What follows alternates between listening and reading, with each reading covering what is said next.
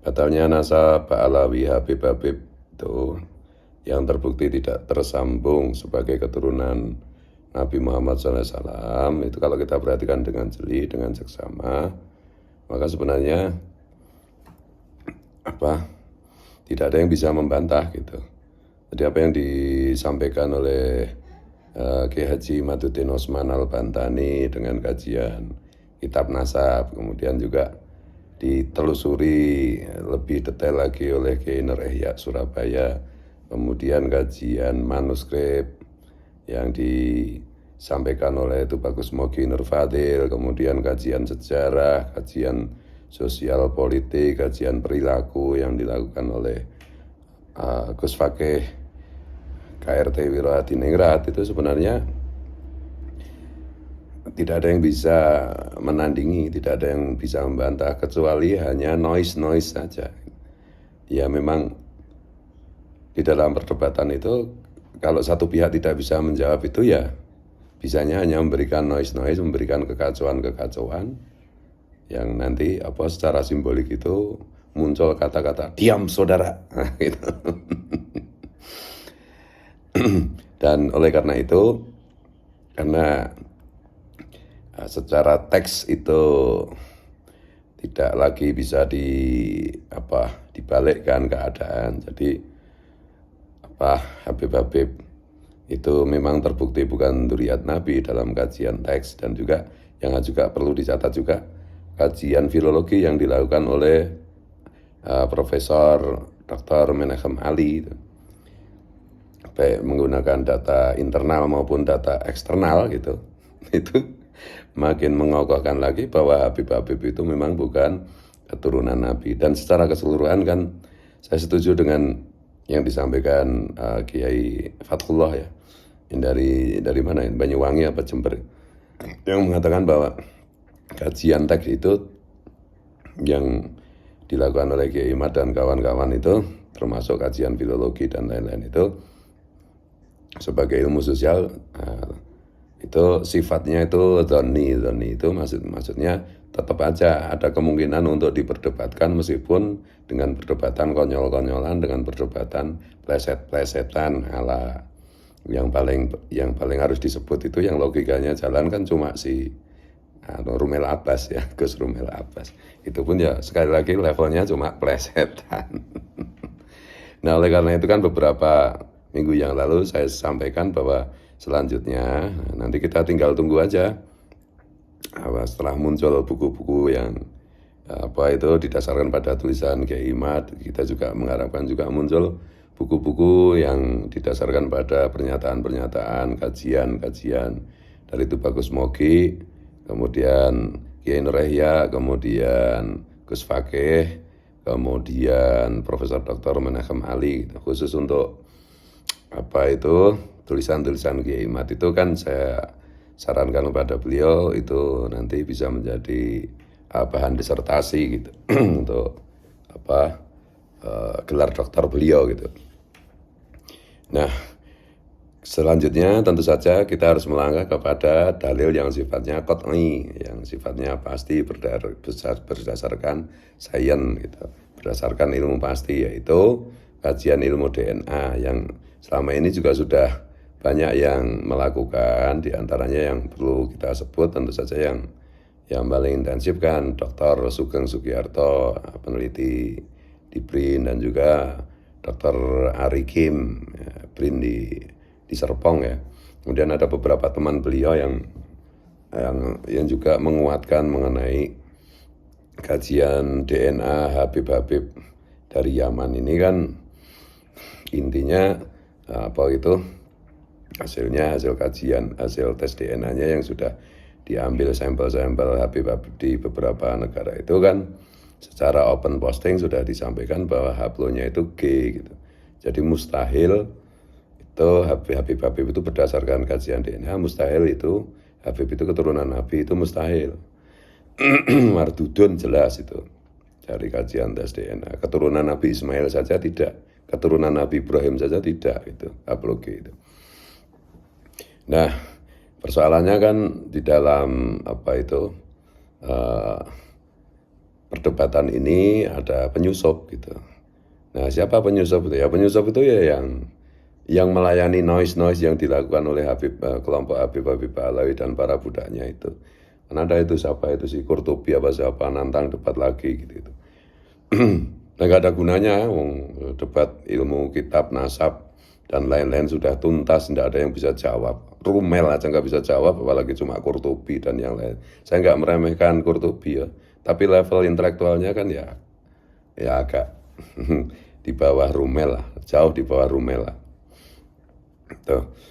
Dan yang melayani ya itulah penyusup sebenarnya. Ayo saya berani menghadapi Qurtubi, kapan debat jadwalkan. Ini itu. Nah itu penyusup itu. Itu orang-orang yang sebenarnya tidak benar-benar memperjuangkan kesetaraan masyarakat kita, tidak benar-benar melawan arogansi kelompok Habib yang terbukti bukan keturunan Nabi itu. Tidak benar-benar berniat untuk membela kesetaraan umat Rasulullah, membela kebenaran, menghindarkan agama dari fitnah, dari kerusakan, memperjuangkan sejarah yang benar karena juga sudah dirusak oleh oknum-oknum Habib dan terlalu banyak oknumnya dan terorganisir sehingga tidak bisa juga dibilang oknum menurut saya itu dengan fenomena pembelokan nasab makam-makam leluhur bangsa Nusantara itu. Nah, yang melayani debat tantangan-tantangan yang dilakukan oleh budak-budak Habib itu ya itulah penyusup. Nah, mereka mengklaim dirinya sebagai pembela tesis Kiai Imad, ya, membela berpegang teguh pada Kiai Imad, tesis Kiai Imad. Sebenarnya enggak itu, menurutku ya cuma pansos aja, cuma cari duit, cari popularitas, cari yang gitu loh. Jadi waspadalah terhadap orang-orang yang seperti itu yang pura-pura membela tesis Kiai Imad, menggunakan Kiai Imad untuk pansos mereka gitu. Tidak untuk mencerdaskan warga negara netizen bangsa Indonesia, tidak.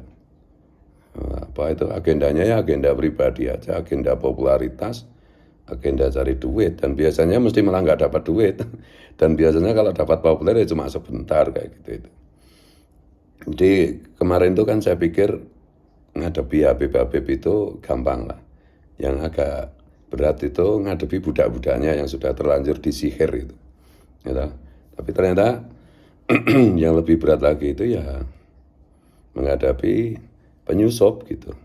Penyusup itu yang memecah belah, yang memecah belah barisan orang-orang yang memperjuangkan kebenaran gitu. Miman haulakum min ahlil Madinah munafikun, ini ayatnya relevan juga gitu. Dan saya secara pribadi juga sudah menyampaikan ke teman-teman, wabil khusus kepada Kiai Imaduddin Utsman Al-Bantani, waspada loh dengan penyusup yang pura-pura membela tesis penjenengan, yang pura-pura setia pada penjenengan. Waspadalah, penjenengan itu cuma diperalat itu.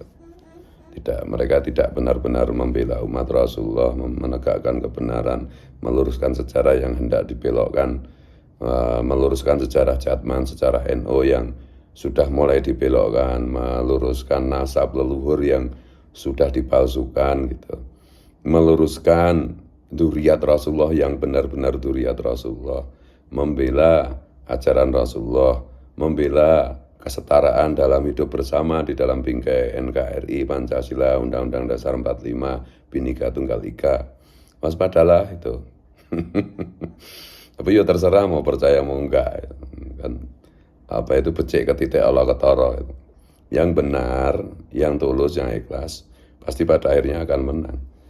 Dan tentu butuh waktu. Dan apalagi sekarang ini secara berderap-derap di masyarakat yang membirakan itu, ada gerakan penyadaran yang dilakukan oleh para kiai, para gus-gus, dan juga aktivis Nahdlatul Ulama yang muda-muda di tingkat Ansor, Banser, secara diam-diam, tidak struktural gitu. Dari mulut ke mulut, dari WA ke WA, dari HP ke HP. mengenai kebenaran tesis Kiai Imaduddin Utsman dan kawan-kawan mengenai kenyataan bahwa Habib-Habib itu terbukti bukan keturunan Nabi Muhammad SAW gitu. Tapi sebagaimana disampaikan Kiai Nur Ihya Surabaya bahwa ini kan soal mengubah mindset yang sekian lama sudah dicekokkan, sudah diimplankan di benak Nahdliyin gitu. Jadi ya memang butuh waktu untuk menyadarkan semua pihak. Tapi alhamdulillah di level masyarakat secara diam-diam, secara senyap terjadi penyadaran terus-menerus seperti bola salju yang menggelinding semakin besar kesadaran kesadaran di kalangan Nahdliyin. Kenapa saya ulang-ulang kata Nahdliyin? Karena sebenarnya problemnya Habib itu ya itu kan ibarat benalu di kalangan Nahdliyin.